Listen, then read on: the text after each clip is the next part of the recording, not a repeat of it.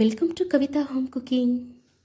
ಇವತ್ತು ನಾವು ಆರೋಗ್ಯಕರವಾದ ಹಾಗೂ ತುಂಬ ರುಚಿಯಾಗಿ ಮೊಳಕೆ ಕಾಳಿನ ಸಾರು ಅಂದರೆ ಮೊಳಕೆ ಕಟ್ಟಿದ ಸಾರು ಹೇಗೆ ಮಾಡೋದು ಅಂತ ನೋಡೋಣವಾ. ಆದರೆ ಅದಕ್ಕಿಂತ ಮುಂಚೆ ಯಾರೆಲ್ಲ ನನ್ನ ಚಾನಲ್ನ ಸಬ್ಸ್ಕ್ರೈಬ್ ಮಾಡ್ಕೊಂಡಿಲ್ವೋ ಪ್ಲೀಸ್ ನನ್ನ ಚಾನಲ್ನ ಸಬ್ಸ್ಕ್ರೈಬ್ ಮಾಡ್ಕೊಳ್ಳಿ, ಹಾಗೆ ನನ್ನ ಚಾನಲ್ನ ಸಪೋರ್ಟ್ ಮಾಡಿ. ನೋಡಿ, ಇಲ್ಲಿ ನಾನು ಕಡಲೆಕಾಳು, ಹಸಿರು ಕಾಳು ಮತ್ತು ಹುಳ್ಳಿಕಾಳು, ಬೇಕಿದ್ರೆ ನೀವು ತಣ್ಣಿಕಾಳು ಮತ್ತು ಕಾಬೂಲ್ ಕಾಳು ಕೂಡ ನೆನೆಸ್ಕೋಬೋದು. ನಾನು ಒಂದಿನ ರಾತ್ರಿ ಎಲ್ಲ ನೆನೆಸಿಟ್ಟು ಇದನ್ನು ಒಂದಿನ ಪೂರ್ತಿ ಚೆನ್ನಾಗಿ ಅದನ್ನು ಸೋಸಿ ಒಂದು ಬಟ್ಟೆಯಲ್ಲಿ ಕಟ್ಟಿಟ್ಕೊಂಡಿದ್ದು. ನೋಡಿ, ಈಗ ಸಾಂಬಾರಿಗೆ ಮೊದಲು ಒಂದು ಕಡಾಯಿಯಲ್ಲಿ ಒಂದು 2-3 ಟೇಬಲ್ ಸ್ಪೂನಷ್ಟು ಎಣ್ಣೆ ಸೇರಿಸ್ಕೊಳ್ಳೋಣ. ನಾನಿಲ್ಲಿ ಹಸಿ ಮಸಾಲೆ ಹಾಕ್ತಾಯಿಲ್ಲ, ಎಲ್ಲನೂ ಸಹ ಎಣ್ಣೆಯಲ್ಲೇ ಫ್ರೈ ಮಾಡ್ಕೊತೀನಿ. ಹೀಗೆ ಫ್ರೈ ಮಾಡೋದ್ರಿಂದ ಮೊಳಕೆ ಕಾಳು ಸಾರು ಕೂಡ ಚಿಕನ್ ಸಾರು ಥರನೇ ಒಂದು ಒಳ್ಳೆ ರುಚಿನ ಕೊಡುತ್ತೆ. ಬನ್ನಿ, ಇಲ್ಲಿ ನೋಡಿ, ನಾನು ಬೆಳ್ಳುಳ್ಳಿ, ಶುಂಠಿ, ಸ್ವಲ್ಪ ಗಸಗಸೆ, ಚಕ್ಕೆ, ಲವಂಗ, ಸ್ವಲ್ಪ ಮೆಣಸು ಇಷ್ಟನ್ನು ಹಾಕಿ ಎಣ್ಣೆಯಲ್ಲಿ ಚೆನ್ನಾಗಿ ಫ್ರೈ ಮಾಡ್ಕೊಳ್ಳೋಣ. ಗಸಗಸೆ ಮತ್ತು ಹುರಿಗಡಲೆನ ಲಾಸ್ಟಲ್ಲಿ ಫ್ರೈ ಮಾಡ್ಕೊಳ್ಳೋಣ. ನೋಡಿ, ಗಸಗಸೆ ಮತ್ತು ಹುರಿಗಡಲೆ ಎರಡನ್ನೂ ಸಹ ಲಾಸ್ಟಲ್ಲಿ ಇನ್ನೇನು ಇಳಿಸ್ಬೇಕಾದ್ರೆ ಒಂದು 2 ನಿಮಿಷ ಇದ್ದಾಗ ಫ್ರೈ ಮಾಡ್ಕೊಳ್ಳೋಣ. ಈಗ ಇದನ್ನು ಎಣ್ಣೆಯಲ್ಲಿ ಚೆನ್ನಾಗಿ ಫ್ರೈ ಮಾಡ್ಕೊಳ್ಳೋಣ. ಹಾಗೆ ಇಲ್ಲಿ ನಾನು 3 ಮೀಡಿಯಮ್ ಸೈಜ್ ಈರುಳ್ಳಿ ತೊಗೊಂಡಿದ್ದೀನಿ, ಅದನ್ನು ಸಹ ಎಣ್ಣೆಯಲ್ಲಿ ಫ್ರೈ ಮಾಡ್ಕೊಳ್ಳೋಣ. ಹಸಿ ಮಸಾಲೆ ಆಡಿಸಿ ರುಬ್ಬಿ ಹಾಕೋದಕ್ಕಿಂತ ಈ ಥರ ಎಣ್ಣೆಯಲ್ಲಿ ಫ್ರೈ ಮಾಡಿ ಹಾಕೋದ್ರಿಂದ ಮೊಳಕೆ ಕಾಳು ಸಾಂಬಾರು ತುಂಬ ರುಚಿಯಾಗಿ ಬರುತ್ತೆ. ಇದು ಮಾರನೇ ದಿನ ತಿಂದರೆ ಇನ್ನೂ ತುಂಬ ರುಚಿಯಾಗಿರುತ್ತೆ. ನೋಡಿ, ಈಗ ನಾನು ಹುರಿಗಡಲೆ ಮತ್ತು ಗಸಗಸೆ ಎರಡನ್ನೂ ಸಹ ಹಾಕಿ ಚೆನ್ನಾಗಿ ಎಣ್ಣೆಯಲ್ಲಿ ಫ್ರೈ ಮಾಡ್ಕೊತೀನಿ. ಸ್ವಲ್ಪ ಅದು ಕಂದು ಬಣ್ಣ ಬಂದರೆ ಸಾಕು. ಈಗ 1 ಕಟ್ಟಷ್ಟು ಕೊತ್ತಂಬರಿ ಸೊಪ್ಪು, ಹಾಗೆ ಇಲ್ಲಿ ನಾನು ತೆಂಗಿನಕಾಯಿನೂ ಸಹ ಎಣ್ಣೆಯಲ್ಲಿ ಫ್ರೈ ಮಾಡ್ಕೊತೀನಿ. ಈ ರೀತಿ ತೆಂಗಿನಕಾಯಿನೂ ಎಣ್ಣೆಯಲ್ಲಿ ಫ್ರೈ ಮಾಡೋದ್ರಿಂದ ಕೂಡ ಸಾರು ತುಂಬ ರುಚಿಯಾಗಿ ಬರುತ್ತೆ. ನೋಡಿ, ಈಗ ಚೆನ್ನಾಗಿ ಎಲ್ಲ ಮಿಕ್ಸ್ ಮಾಡಿದ್ಮೇಲೆ ಇಲ್ಲಿ ನಾನು ಅರ್ಧ ಹೋಳಷ್ಟು ತೆಂಗಿನಕಾಯಿ ತೊಗೊಂಡಿದ್ದೀನಿ, ಹಾಗೆ 4 ಮೀಡಿಯಮ್ ಸೈಜ್ ಟೊಮೊಟೊ ತೊಗೊಂಡಿದ್ದೀನಿ. ಟೊಮೊಟೊನೂ ಸಹ ಎಣ್ಣೆಯಲ್ಲಿ ಎಲ್ಲವನ್ನು ಸಹ ಎಣ್ಣೆಯಲ್ಲಿ ಚೆನ್ನಾಗಿ ಫ್ರೈ ಮಾಡ್ಕೊಳ್ಳಿ. ನೋಡಿ, ಇಲ್ಲಿ ನಾನು ಅರ್ಧ ಹೋಳಷ್ಟು ತೆಂಗಿನಕಾಯಿ ತೊಗೊಂಡಿದ್ದೀನಿ, ಅದನ್ನು ಸಹ ಎಣ್ಣೆಯಲ್ಲಿ ಫ್ರೈ ಮಾಡೋದ್ರಿಂದ ಈ ತೆಂಗಿನಕಾಯಿ ಫ್ರೈ ಮಾಡಿ ಹಾಕೋದ್ರಿಂದ ಕೂಡ ಸಾರು ಕೂಡ ತುಂಬ ಡಿಫ್ರೆಂಟ್ ಆಗಿರುತ್ತೆ. ನೀವು ಒಂದು ಸಲ ಇದನ್ನು ನಿಮ್ಮ ಮನೇಲಿ ಈ ರೀತಿ ಮೊಳಕೆ ಕಾಳು ಸಾರನ್ನ ಒಂದು ಸಲ ಮಾಡಿ ನೋಡಿ. ನೋಡಿ, ಈ ರೀತಿ ಚೆನ್ನಾಗಿ ಎಲ್ಲ ಮಿಕ್ಸ್ ಆಗಿ ನಾವು ಚೆನ್ನಾಗಿ ಫ್ರೈ ಮಾಡ್ಕೊಂಡಿದ್ದೀವಿ.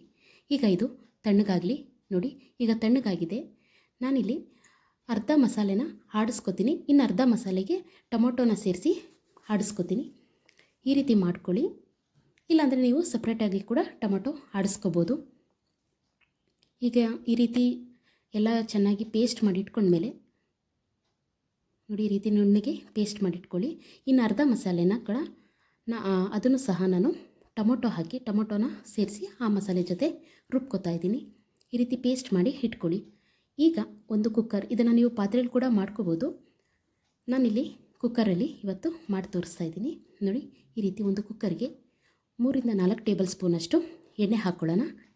ಎಣ್ಣೆ ಚೆನ್ನಾಗಿ ಕಾದ್ಮೇಲೆ ಒಂದು ಅರ್ಧ ಈರುಳ್ಳಿನ ನಾನು ಫ್ರೈ ಮಾಡೋಕ್ಕಿಂತ ಮುಂಚೆ ತೆಗೆದಿಟ್ಟಿದ್ದೆ, ಆ ಈರುಳ್ಳಿನ ಇದಕ್ಕೆ ಸೇರಿಸ್ಕೊಂಡು ಸ್ವಲ್ಪ ಪುದೀನ ಹಾಕ್ಕೊಳ್ಳಿ. ಪುದೀನ ಸ್ಮೆಲ್ ಸ್ವಲ್ಪ ಚೆನ್ನಾಗಿದ್ದರೆ ಸಾರು ಕೂಡ ಇನ್ನೂ ರುಚಿ ಕೊಡುತ್ತೆ. ನೋಡಿ, ಈಗ ನಾವಾಗಲೇ ರುಬ್ಬಿಟ್ಕೊಂಡಿರುವಂಥ ಮಸಾಲೆನ ಇದಕ್ಕೆ ಸೇರಿಸ್ಕೊತಾ ಇದ್ದೀನಿ. ಆಲ್ರೆಡಿ ನಾವು ಮಸಾಲೆ ಎಲ್ಲ ಫ್ರೈ ಮಾಡಿ ಹಾಕಿರೋದ್ರಿಂದ ಜಾಸ್ತಿ ಏನು ಫ್ರೈ ಮಾಡೋದು ಅವಶ್ಯಕತೆ ಇಲ್ಲ.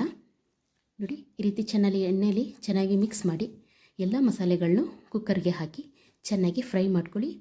ಚೆನ್ನಾಗಿ ಫ್ರೈ ಆದಮೇಲೆ ಈಗ ನಾವು ಒಂದೊಂದಾಗಿ ಇದಕ್ಕೆ ಮಸಾಲೆನ ಸೇರಿಸ್ಕೊಳ್ಳೋಣ. ನೋಡಿ, ಇಲ್ಲಿ ಅರ್ಧ ಟೇಬಲ್ ಸ್ಪೂನಷ್ಟು ಅರಿಶಿನ ಪುಡಿ, ಹಾಗೆ ನಾನು ಸ್ವಲ್ಪ ನಮ್ಮ ಮನೇಲಿ ಖಾರ ತಿನ್ನೋದ್ರಿಂದ ನಾನಿಲ್ಲಿ 2.5 ಟೇಬಲ್ ಸ್ಪೂನಷ್ಟು ಅಚ್ಚಕಾರದ ಪುಡಿ, ಅಂದರೆ 3 ಟೇಬಲ್ ಸ್ಪೂನೇ ಹಾಕ್ಕೊಂಡಿದ್ದೀನಿ.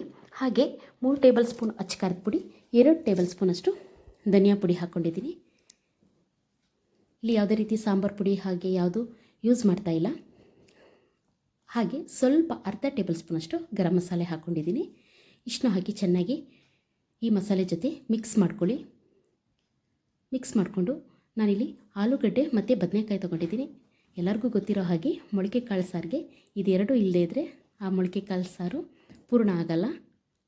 ಸೊ ಚೆನ್ನಾಗಿ ಅದನ್ನು ಸಹ ಮಿಕ್ಸ್ ಮಾಡ್ಕೊಳ್ಳಿ.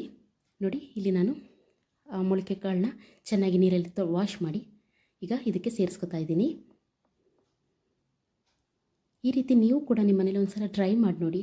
ಹಾಗೆ ನನ್ನ ಚಾನಲ್ನ ಪ್ಲೀಸ್ ಸಪೋರ್ಟ್ ಮಾಡಿ. ಈ ವಿಡಿಯೋ ನೋಡ್ತಿದ್ರೆ ಪ್ಲೀಸ್ ಒಂದು ಲೈಕ್ ಕೊಡೋದನ್ನ ಮಾತ್ರ ಮರಿಬೇಡಿ. ಹಾಗೆ ನನ್ನ ಚಾನಲ್ನ ಪ್ಲೀಸ್ ಸಬ್ಸ್ಕ್ರೈಬ್ ಮಾಡ್ಕೊಳ್ಳಿ.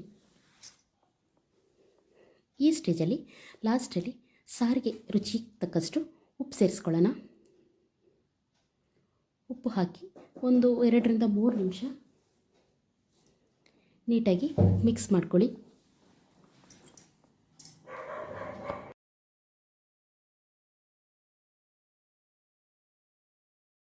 ಉಪ್ಪು ಹಾಕಿ ಚೆನ್ನಾಗಿ ಮಿಕ್ಸ್ ಮಾಡಿದ್ಮೇಲೆ ನಾನು ಆಗಲೇ ರುಬ್ಬಿಟ್ಕೊಂಡಿರುವಂಥ ಮಿಕ್ಸಿ ಜಾರ್ಗೆ ಸ್ವಲ್ಪ ನೀರು ಹಾಕಿ ಅದಕ್ಕೆ ಎಷ್ಟು ಬೇಕೋ ಸಾರಿಗೆ ಎಷ್ಟು ಬೇಕೋ ಅಷ್ಟು ನೀರು ಸೇರಿಸ್ಕೊಳ್ಳೋಣ. ಮೊಳಕೆ ಕಾಳು ಸಾರು ಸ್ವಲ್ಪ ತೆಳ್ಳಗಿದ್ರೆ ಇನ್ನೂ ರುಚಿಯಾಗಿರುತ್ತೆ. ನೀವು ಬೇಕಾದರೆ ನೀವು ಸ್ವಲ್ಪ ಗಟ್ಟಿಯಾಗಿ ಕೂಡ ಸಾರು ಮಾಡ್ಕೋಬೋದು. ಈಗ ನಾನು ನೋಡಿ ಮುಚ್ಚಳ ಮುಚ್ಚಿ 2 ವಿಷಲು ತಗೋತಾ ಇದ್ದೀನಿ. ನೋಡಿ 2 ವಿಷಲ್ ಆಗಿದೆ.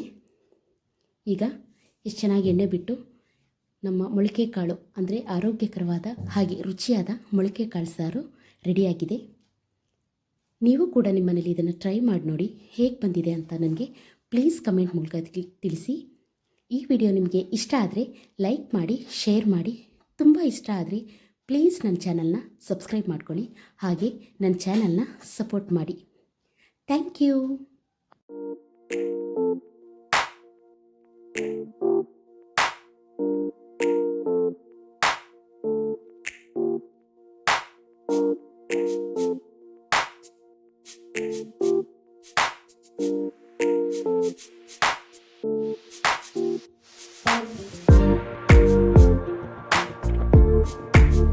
It's alright. It's alright.